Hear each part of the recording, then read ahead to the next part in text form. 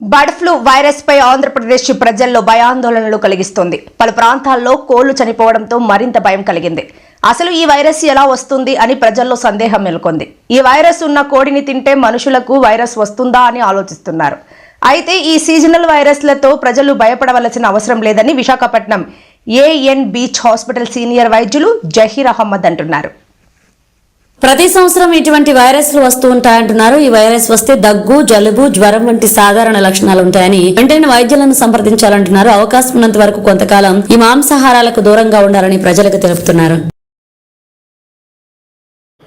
నాటుకోడు కానీ dairy farm కోడి అనేది దానికి ఏమి సెపరేట్గా దానికి ఏమి ఉండదు. It's a virus, influenza virus.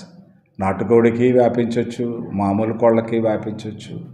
దీంట్లో ఏమి ఇదేమి ఉండదు, భేదం ఉండదు. కాబట్టి ఏ కోడి అయినా కూడా అవాయిడ్ చేయడం అనేది చాలా ముఖ్యమైన విషయం ఈ రోజుల్లో.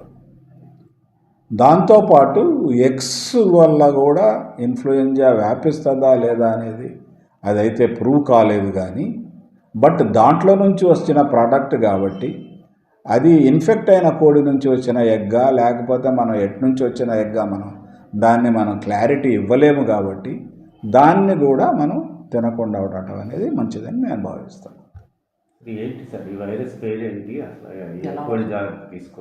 ఇది ఇన్ఫ్లుయెంజా ఏ వైరస్, H5N1 అనే వైరస్ ఇది. సో ఈ ఇన్ఫ్లుయెంజా వైరస్ జాగ్రత్త తీసుకోవాల్సింది మామూలుగా ఏదైనా కోళ్ళకి ఇది కోళ్ళలో ఎక్కువ వస్తుంది.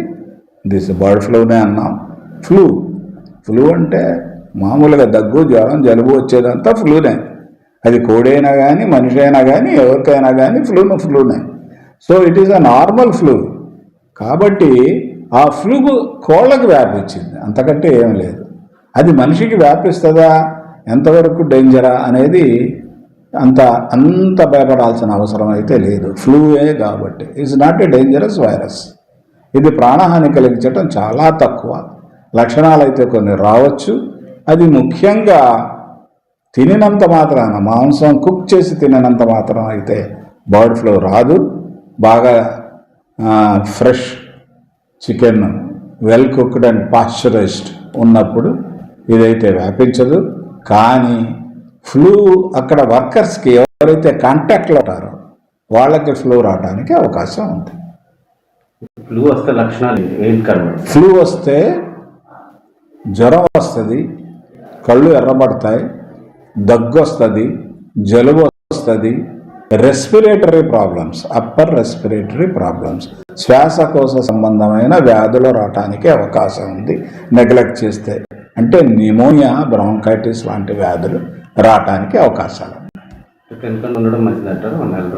తప్పక తినకుండా ఉండటం మంచిది. Either it is chicken or eggs.